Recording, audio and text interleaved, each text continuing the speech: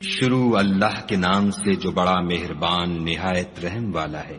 لوگو اپنے پروردگار سے ڈرو کہ قیامت کا زلزلہ ایک حادثہ عظیم ہے۔ اے مخاطب، جس دن تو اس کو دیکھے گا اس دن یہ حال ہوگا کہ تمام دودھ پلانے والی عورتیں اپنے بچوں کو بھول جائیں گی اور تمام حمل والیوں کے حمل گر پڑیں گے، اور لوگ تجھ کو متوالے نظر آئیں گے مگر وہ متوالے نہیں ہوں گے بلکہ عذاب دیکھ کر مدہوش ہو رہے ہوں گے۔ بے شک خدا کا عذاب بڑا سخت ہے۔ اور بعض لوگ ایسے ہیں جو خدا کی شان میں علم و دانش کے بغیر جھگڑتے اور ہر شیطان سرکش کی پیروی کرتے ہیں، جس کے بارے میں لکھ دیا گیا ہے کہ جو اسے دوست رکھے گا تو وہ اس کو گمراہ کر دے گا اور دوزخ کے عذاب کا رستہ دکھائے گا۔ لوگو اگر تم کو مرنے کے بعد جی اٹھنے میں کچھ شک ہو تو ہم نے تم کو پہلی بار بھی تو پیدا کیا تھا، یعنی ابتدا میں مٹی سے، پھر اس سے نطفہ بنا کر، پھر اس سے خون کا لوتھڑا بنا کر، پھر اس سے بوٹی بنا کر، جس کی بناوٹ کامل بھی ہوتی ہے اور ناقص بھی، تاکہ تم پر اپنی خالقیت ظاہر کر دیں، اور ہم جس کو چاہتے ہیں ایک میعاد مقرر تک پیٹ میں ٹھہرائے رکھتے ہیں، پھر تم کو بچہ بنا کر نکالتے ہیں، پھر تم جوانی کو پہنچتے ہو، اور بعض قبل از پیری مر جاتے ہیں، اور بعض شیخ فانی ہو جاتے اور بڑھاپے کی نہایت خراب عمر کی طرف لوٹائے جاتے ہیں کہ بہت کچھ جاننے کے بعد بالکل بے علم ہو جاتے ہیں۔ اور اے دیکھنے والے، تو دیکھتا ہے کہ ایک وقت میں زمین خشک پڑی ہوتی ہے، پھر جب ہم اس پر مہ برساتے ہیں تو وہ شاداب ہو جاتی اور ابھرنے لگتی ہے اور طرح طرح کی بارونق چیزیں اگاتی ہے۔ ان قدرتوں سے ظاہر ہے کہ خدا ہی قادر مطلق ہے جو برحق ہے، اور یہ کہ وہ مردوں کو زندہ کر دیتا ہے، اور یہ کہ وہ ہر چیز پر قدرت رکھتا ہے، اور یہ کہ قیامت آنے والی ہے، اس میں کچھ شک نہیں، اور یہ کہ خدا سب لوگوں کو جو قبروں میں ہیں جلا اٹھائے گا۔ اور لوگوں میں کوئی ایسا بھی ہے جو خدا کی شان میں بغیر علم و دانش کے اور بغیر ہدایت کے اور بغیر کتاب روشن کے جھگڑتا ہے اور تکبر سے گردن موڑ لیتا ہے تاکہ لوگوں کو خدا کے رستے سے گمراہ کر دے، اس کے لیے دنیا میں ذلت ہے، اور قیامت کے دن ہم اسے عذاب آتش سوزاں کا مزہ چکھائیں گے۔ اے سرکش، یہ اس کفر کی سزا ہے جو تیرے ہاتھوں نے آگے بھیجا ہے، اور خدا اپنے بندوں پر ظلم کرنے والا نہیں۔ اور لوگوں میں بعض ایسا بھی ہے جو کنارے پر کھڑا ہو کر خدا کی عبادت کرتا ہے، اگر اس کو کوئی دنیاوی فائدہ پہنچے تو اس کے سبب مطمئن ہو جائے، اور اگر کوئی آفت پڑے تو منہ کے بل لوٹ جائے، یعنی پھر کافر ہو جائے۔ اس نے دنیا میں بھی نقصان اٹھایا اور آخرت میں بھی، یہی تو نقصان صریح ہے۔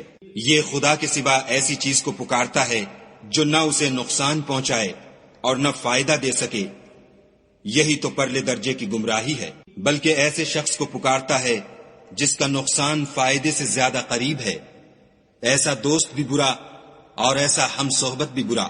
جو لوگ ایمان لائے اور عمل نیک کرتے رہے، خدا ان کو بہشتوں میں داخل کرے گا جن کے نیچے نہریں چل رہی ہیں۔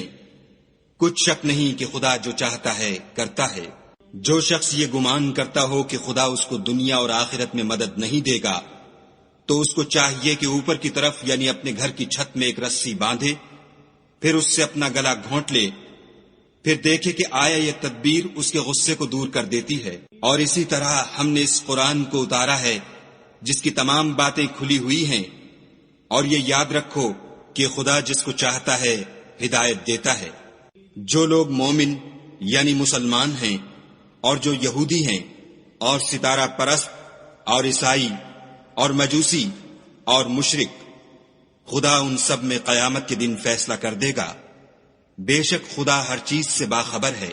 کیا تم نے نہیں دیکھا کہ جو مخلوق آسمانوں میں ہے اور جو زمین میں ہے، اور سورج اور چاند اور ستارے اور پہاڑ اور درخت اور چارپائے اور بہت سے انسان خدا کو سجدہ کرتے ہیں، اور بہت سے ایسے ہیں جن پر عذاب ثابت ہو چکا ہے، اور جس شخص کو خدا ذلیل کرے اس کو کوئی عزت دینے والا نہیں۔ بے شک خدا جو چاہتا ہے کرتا ہے۔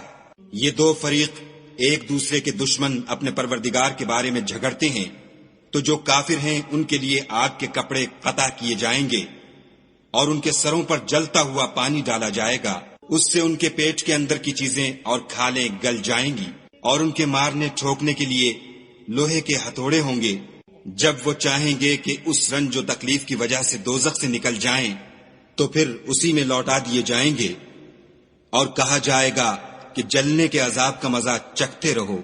جو لوگ ایمان لائے اور عمل نیک کرتے رہے، خدا ان کو بہشتوں میں داخل کرے گا جن کے تلے نہریں بہ رہی ہیں، وہاں ان کو سونے کے کنگن پہنائے جائیں گے اور موتی، اور وہاں ان کا لباس ریشمی ہوگا، اور ان کو پاکیزہ کلام کی ہدایت کی گئی اور خدائے حمید کی راہ بتائی گئی۔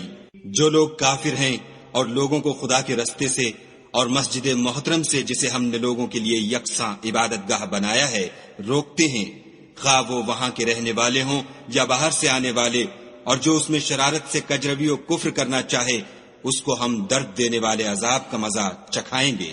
اور ایک وقت تھا جب ہم نے ابراہیم کے لیے خانہ کعبہ کو مقام مقرر کیا اور ارشاد فرمایا کہ میرے ساتھ کسی چیز کو شریک نہ کیجو، اور طواف کرنے والوں اور قیام کرنے والوں اور رکوع کرنے والوں اور سجدہ کرنے والوں کے لیے میرے گھر کو صاف رکھا کرو، اور لوگوں میں حج کے لیے ندا کر دو کہ تمہاری طرف پیدل اور دبلے دبلے اونٹوں پر جو دور دراز رستوں سے چلے آتے ہوں سوار ہو کر چلے آئیں، تاکہ اپنے فائدے کے کاموں کے لیے حاضر ہوں، اور قربانی کے ایام معلوم میں 4 پایہ مویشی کے ذبح کے وقت جو خدا نے ان کو دیے ہیں ان پر خدا کا نام لیں، اس میں سے تم خود بھی کھاؤ اور فقیر درماندہ کو بھی کھلاؤ۔ پھر چاہیے کہ لوگ اپنا میل کچیل دور کریں اور نظریں پوری کریں اور خانہ قدیم یعنی بیت اللہ کا طواف کریں۔ یہ ہمارا حکم ہے، اور جو شخص ادب کی چیزوں کی جو خدا نے مقرر کی ہیں عظمت رکھے تو یہ پروردگار کے نزدیک اس کے حق میں بہتر ہے۔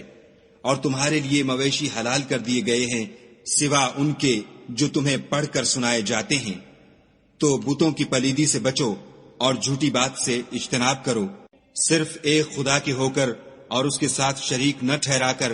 اور جو شخص کسی کو خدا کے ساتھ شریک مقرر کرے تو وہ گویا ایسا ہے جیسے آسمان سے گر پڑے، پھر اس کو پرندے اچک لے جائیں یا ہوا کسی دور جگہ اڑا کر پھینک دے۔ یہ ہمارا حکم ہے۔ اور جو شخص ادب کی چیزوں کی جو خدا نے مقرر کی ہیں عظمت رکھے تو یہ فعل دلوں کی پرہیزگاری میں سے ہے۔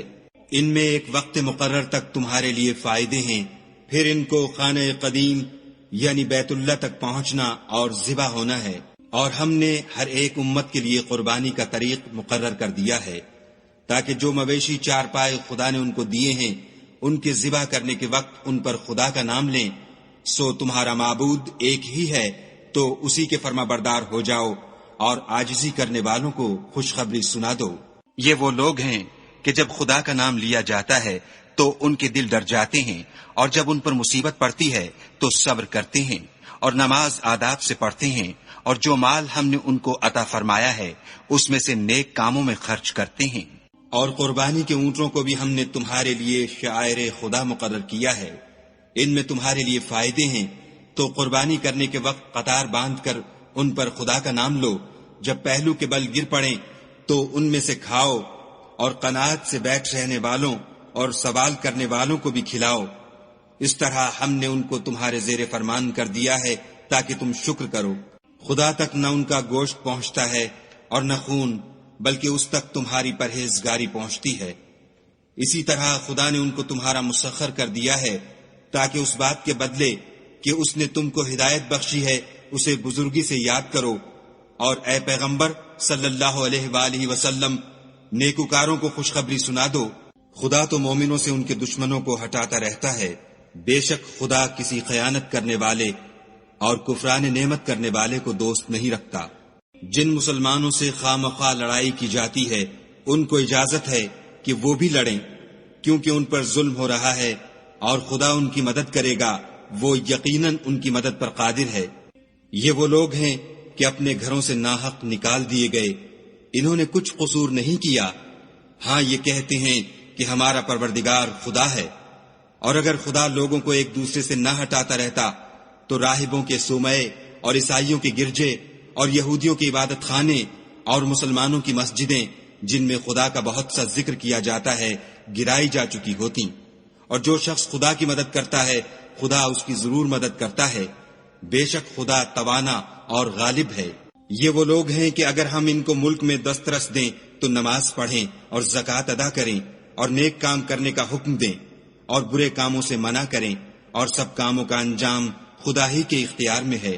اور اگر یہ لوگ تم کو جھٹلاتے ہیں تو ان سے پہلے نوح کی قوم اور عاد اور سمود بھی اپنے پیغمبروں کو جھٹلا چکے ہیں، اور قوم ابراہیم اور قوم لوط بھی، اور مدین کے رہنے والے بھی، اور موسیٰ بھی تو جھٹلائے جا چکے ہیں۔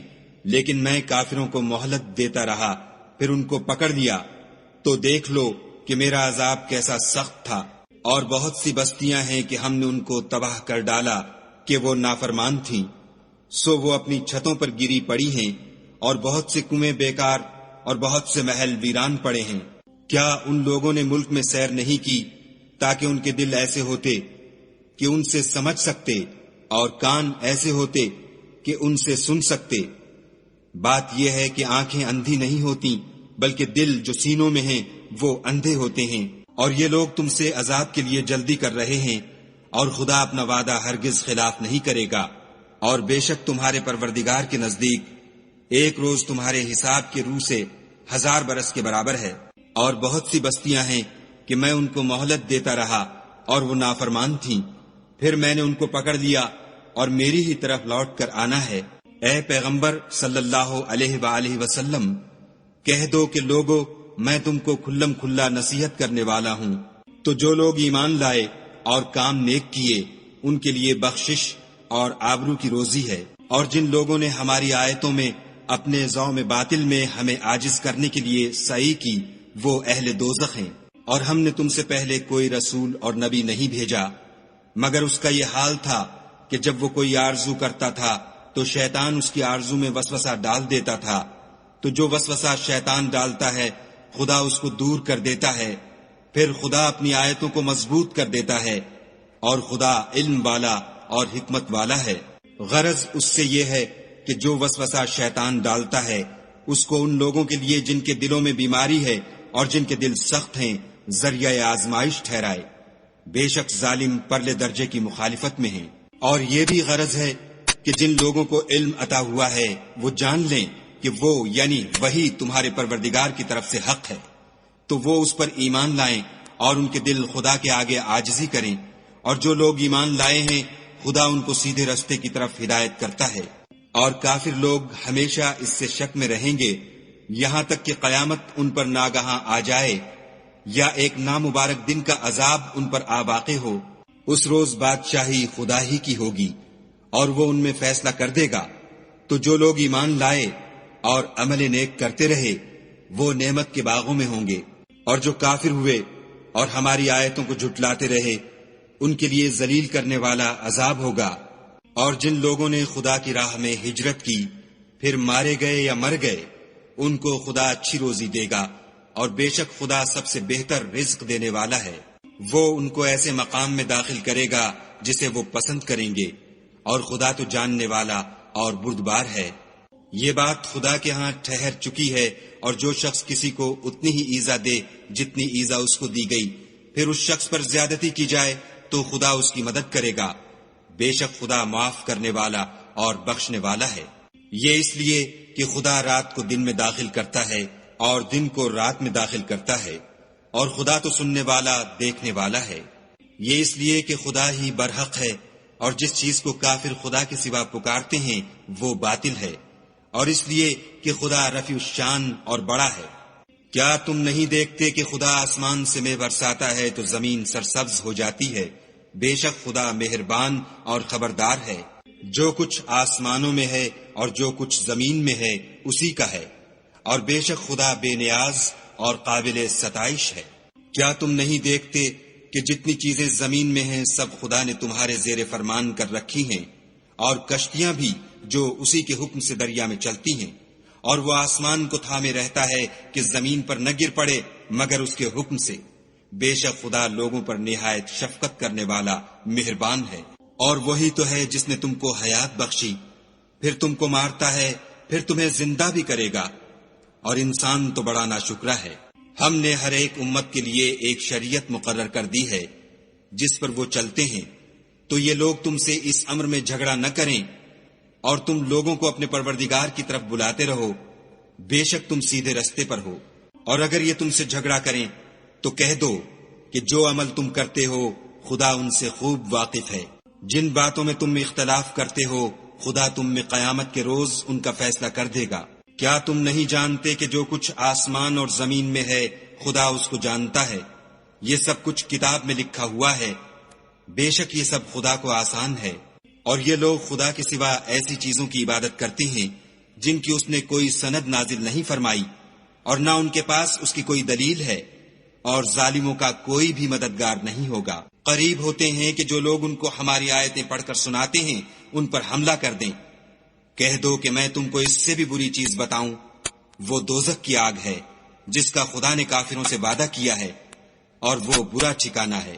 لوگوں، ایک مثال بیان کی جاتی ہے، اسے غور سے سنو کہ جن لوگوں کو تم خدا کے سوا پکارتے ہو وہ ایک مکھی بھی نہیں بنا سکتے، اگرچہ اس کے لیے سب مجتمع ہو جائیں، اور اگر ان سے مکھی کوئی چیز چھین لے جائے تو اسے اس سے چھڑا نہیں سکتے۔ طالب اور مطلوب یعنی عابد اور معبود دونوں گئے گزرے ہیں۔ ان لوگوں نے خدا کی قدر جیسی کرنی چاہیے تھی نہیں کی۔ کچھ شک نہیں کہ خدا زبردست اور غالب ہے۔ خدا فرشتوں میں سے پیغام پہنچانے والے منتخب کر لیتا ہے، اور انسانوں میں سے بھی، بے شک خدا سننے والا اور دیکھنے والا ہے۔ جو ان کے آگے ہے اور جو ان کے پیچھے ہے وہ اس سے واقف ہے، اور سب کاموں کا رجوع خدا ہی کی طرف ہے۔ مومنو، رکوع کرتے اور سجدے کرتے اور اپنے پروردگار کی عبادت کرتے رہو، اور نیک کام کرو تاکہ فلاح پاؤ، اور خدا کی راہ میں جہاد کرو جیسا جہاد کرنے کا حق ہے۔ اس نے تم کو برگزیدہ کیا ہے اور تم پر دین کی کسی بات میں تنگی نہیں کی، اور تمہارے لیے تمہارے باپ ابراہیم کا دین پسند کیا۔